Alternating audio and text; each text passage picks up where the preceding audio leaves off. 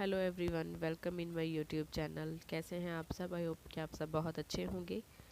तो गाइज़, आज मैं आपके साथ एक रेसिपी शेयर करने वाली हूँ। तो आपको शायद देख के कुछ एस्टिमेट लग रहा हो कि ये किस चीज़ की रेसिपी है।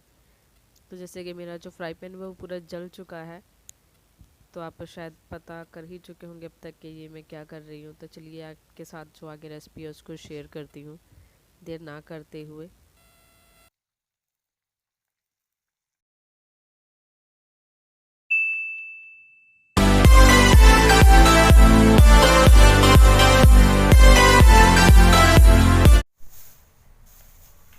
हेलो एवरीवन, गुड आफ्टरनून आप सभी को। कैसे हैं आप सब? आई होप कि आप सब बहुत अच्छे होंगे। लेकिन गाइस, मैं बिल्कुल भी अच्छी नहीं हूँ।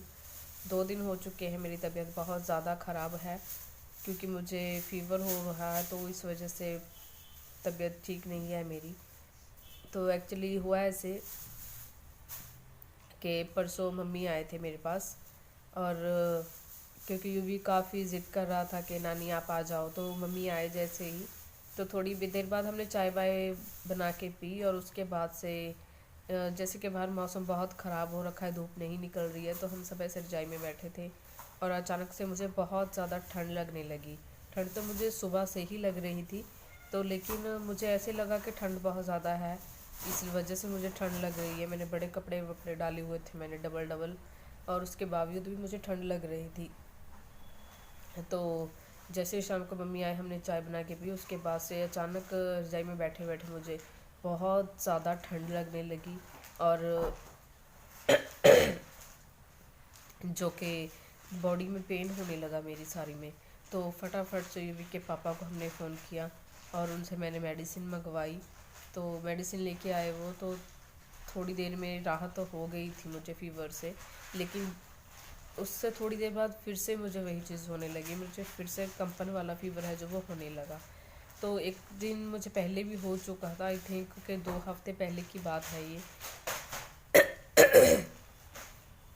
तो अभी फिर से मुझे दोबारा से ये फ़ीवर हो चुका है। तो अभी एक दिन में मैं अपना टेस्ट करवाऊँगी कि क्या प्रॉब्लम है, क्यों मुझे बार बार ये कंपन वाला जो फ़ीवर है हो रहा है। तो मम्मी आए हुए थे परसों, थैंक गॉड के उन्होंने जो घर संभाल लिया। उस टाइम अगर मम्मी ना आते तो बहुत दिक्कत हो जाती। तो मम्मी ने खाना वाना बनाया। तो कल सुबह भी उन्होंने आलू के पराठे बना दिए और पूरा किचन विचन साफ़ कर दिया उन्होंने। फिर गए वो, और घर से भी मम्मी का फ़ोन आ गया। पीछे जो मेरी सिस्टर है, वो भी मेरी छोटी वाली, वो भी, उसको भी फ़ीवर हो गया। वैसे ही कंपन वाला फ़ीवर उसको भी वहाँ पे हो गया। तो इसलिए मम्मी यहाँ पे काम निपटा के जल्दी जल्दी से फिर वहाँ चले गए। और जो मेडिसिन मेरे पास पड़ी थी मैं उनको लेती रही सुबह, दोपहर और शाम। तो थोड़ी राहत मिल गई मुझे, लेकिन मुझे अभी बहुत ज़्यादा कफ है, और उस वजह से मेरा जो अंदर से गला है ना, वो बहुत ज़्यादा खांस खांस ख़राब हो चुका है बहुत बुरी तरह से। तो मैंने जो शहद है वो भी मैंने खाया, और जो च्यवनप्राश है वो भी मैंने खाया है। और थोड़ा भी राहत है गले को, जो अंदर से पेन हो रहा था, लेकिन जो अभी कफ है वो नहीं ठीक हो रही है मुझे। और जैसे ही कोई काम करने के लिए उठती हूँ ना, तो ऐसे जो सर चकराने लगता है पूरी तरह से। तो पता नहीं क्या है ये ऐसा मौसम, कभी मैंने एक्सपेक्ट नहीं किया था कि सर्दी में ऐसा भी मौसम आता है। क्योंकि सर्दी आके चली जाती है तो भूल जाते हैं, वो गर्मी का ही नज़ारा याद रहता है। गर्मी में हम बोलते हैं कि हे भगवान ठंड कर दो, और जब ठंड आती है तो अभी हम बोल रहे हैं कि हे भगवान जल्दी से गर्मियाँ ला दो। अभी गर्मियाँ आएंगी तो फिर से पता नहीं, फिर से ठंड के लिए हम प्रार्थना करेंगे भगवान से। तो ये मौसम ऐसे होते हैं कि जो भी मौसम आता है ना, एक बार तो कान को हाथ लगा के छोड़ के जाता है। चाहे गर्मी है, चाहे सर्दी है, चाहे बारिश है। तो बारिश तो फ़िलहाल इतनी नहीं होती है जितनी कि हम सोचते हैं। बारिशें पहले हुआ करती थी, लेकिन अब इतनी बारिशें नहीं होती हैं क्योंकि अभी अच्छी तरह से बारिश नहीं हुई ना इस ठंड के मौसम में, इसलिए जो सूखी ठंड बोलते हैं इसको। अगर अच्छे से खुल के बारिश हो जाएगी ना, तो पूरा मौसम ठीक हो जाएगा, आसमान निखर जाएगा, धूप निकल आएगी। और जो अभी जो फीवर चल रहे हैं ये भी नहीं होगी किसी को। अभी ऑलमोस्ट देखा जाए तो बहुत ज़्यादा हमारे ऐसे आसपास में लोग हैं जिनको सुनने में आया कि बहुत ज़्यादा फीवर है। तो अभी दोपहर हो चुकी है, अभी 3 बजने के करीब टाइम हो चुका है। और सुबह मैं बहुत लेट उठी थी, तो यूवी के पापा के लिए मैं टिफ़िन भी पैक नहीं कर पाई, और कल भी टिफ़िन पैक नहीं हुआ तो उन्होंने बाहर से ही खाना खाया। तो अभी मैंने यूवी के लिए भी लंच बनाया है और ख़ुद से भी मैंने खाया है। तो अभी दाल बनाई हुई थी, जो मूंगी मसरी की दाल होती है वो मैंने बनाई हुई थी रात। तो हिम्मत करके मैंने रात खाना बना दिया और एक फुल्का खा भी लिया था मैंने, ताकि मैं ज़्यादा बीमार ना पड़ जाऊं। तो ये बहुत ज़रूरी होता है कि जब हम बीमार होते हैं तो हम खाना छोड़ देते हैं, लेकिन हमें खाना नहीं छोड़ना चाहिए। कोई भी ऐसी आप हैवी चीज़, सब्ज़ी वगैरह ऐसी ना बनाएं, पराठे, जो कि आपकी सेहत को और ज़्यादा ख़राब कर दें। तो ऐसे हल्का फुल्का ही खाना बनाना चाहिए, जैसे कि खिचड़ी हो गई और मसरी की दाल हो गई, मूंगी मसरी की। ये सब हमारे शरीर को जो ठीक रखते हैं। हल्का सा एक फुल्का आप दाल के साथ खा सकते हो। और इस ठंड में जूस तो वैसे बहुत ठंडा होता है, तो ये सब चीज़ें अगर आप खाते रहेंगे तो आपके जो शरीर में वीकनेस नहीं आएगी।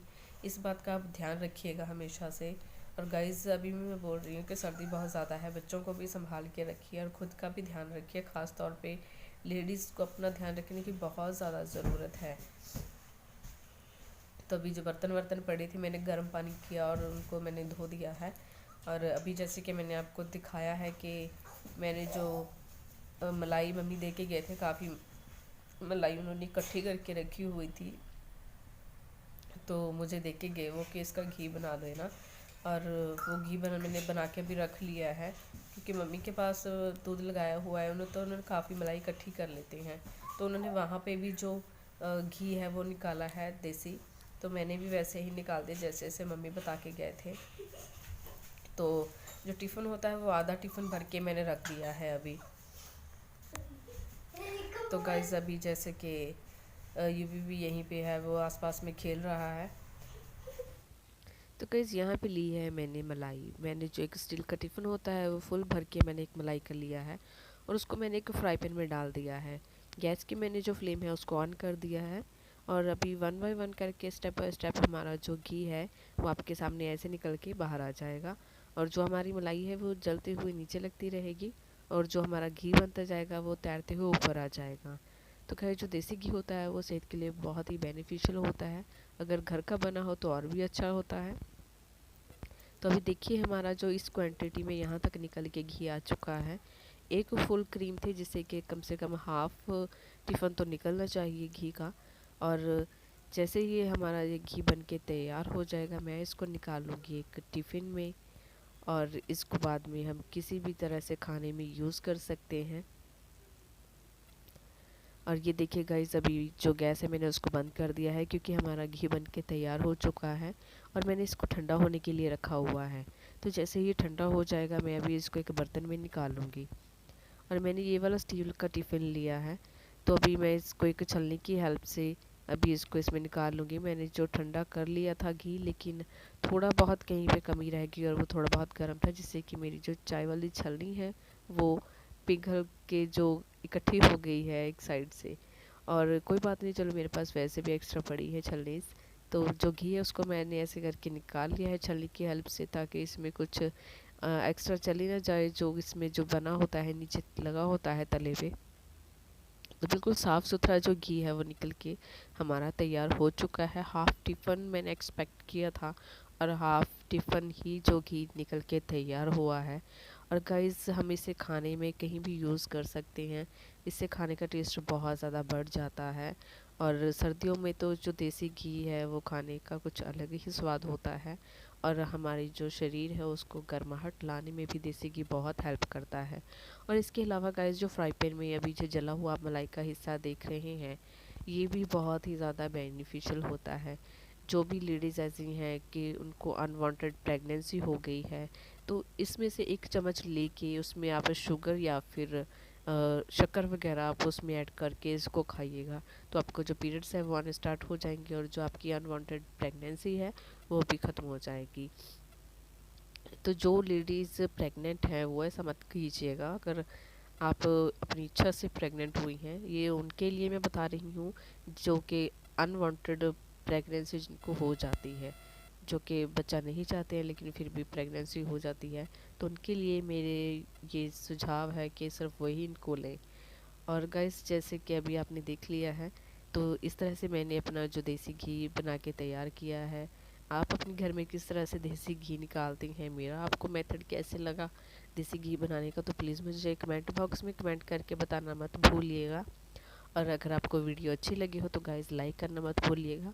और इसके अलावा आप चैनल को सब्सक्राइब कर दीजिएगा और जो बेल का बटन है उसको प्रेस कर दीजिएगा, ताकि जो टाइम टू टाइम नोटिफिकेशन है वो आप तक पहुंच सके। और गाइज़ इसी के साथ हम फिर से किसी नई वीडियो में आपके लिए कुछ कुछ अलग सा लेके आएंगे जो कि आपको अच्छा लगे। तो गाइज़ अभी देखिए जो मेरी छलनी है वो कुछ ऐसे हो गई है, हार्ड से हो गई है। चलो कोई बात नहीं, ये तो होता ही रहता है। तो अभी गाइस देखिए जो मेरा स्टील का बर्तन है, मैंने इसलिए स्टील के बर्तन में घी निकाला है कि अगर गर्म भी करना पड़े तो कोई मुझे दिक्कत ना हो, इसलिए मैंने प्लास्टिक के बॉक्स में नहीं निकाला घी। तो अभी इसको मैं स्टोर करके रख देती हूँ, और जैसे ही हम कोई भी खाना बनाएंगे तो खाते टाइम इसको हम अपनी सब्ज़ी वगैरह में ऐड कर सकते हैं, इसको दूध में मिला के पी सकते हैं।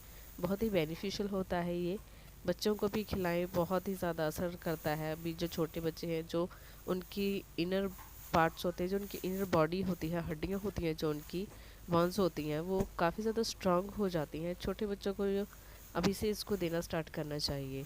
तो ये जो अभी एक्स्ट्रा उसमें जो जला हुआ मलाई का हिस्सा है, मैंने उसको एक बॉक्स में निकाल दिया है। अगर मैं चाहूँ तो उसको फेंक भी दूँगी, अगर चाहूँ तो रख भी लूँगी, लेकिन रखने का कोई फ़ायदा नहीं है गाइस, इसको अभी इसको मैं फेंक दूँगी अभी। तो गाइस जो देसी घी बनाने की रेसिपी है मैं आपके साथ वो मैं वीडियो में शेयर कर देती हूँ। तो प्लीज़ आप अगर चाहें तो देसी घी बनाना तो कैसे बनाते हैं वो आप देख सकते हैं यहाँ से। और गाइस आज के व्लॉग में मैं इससे ज़्यादा भी वीडियो नहीं बना पाऊँगी क्योंकि तबीयत ख़राब है। तो ट्राई करूँगी, अगर ठीक हो गई तो कल किसी नई चीज़ के साथ, किसी नए ब्लॉग के साथ मैं आपसे फिर से मिलूँगी। तब तक आप अपना ध्यान रखिएगा, बच्चों का भी ध्यान रखिएगा, और लेडीज़ ख़ास तौर पे अपना ध्यान रखिए, मेरी यही सबसे रिक्वेस्ट है। और क्योंकि आप मेरी फैमिली की तरह ही है, इसीलिए मैं आपको एडवाइस देती रहती हूँ बार बार कि ठंड बहुत है, ध्यान रखिएगा। और अगर एक बार तबीयत ख़राब हो गई ना तो पूरा सिस्टम है जो वो ख़राब हो जाता है। चाहे वो लेडीज़ हो, उनका घर का काम छूट जाता है, अगर जेंट्स हो तो उनकी जॉब में थोड़ा इफ़ेक्ट पड़ता है, और अगर बच्चे हो तो बच्चों के लिए तो बहुत ज़्यादा ही केयर करनी पड़ जाती है घर के काम के साथ साथ, और बच्चों की स्टडी में भी इससे इफ़ेक्ट पड़ता है। तो इसलिए जितना हो सके आप अभी अपना ध्यान रखिएगा। तो मिलेंगे किसी नेक्स्ट ब्लॉग में। तो गाइज़ तब तक के लिए bye bye and take care. आप सब अपना ख्याल रखें। Bye bye.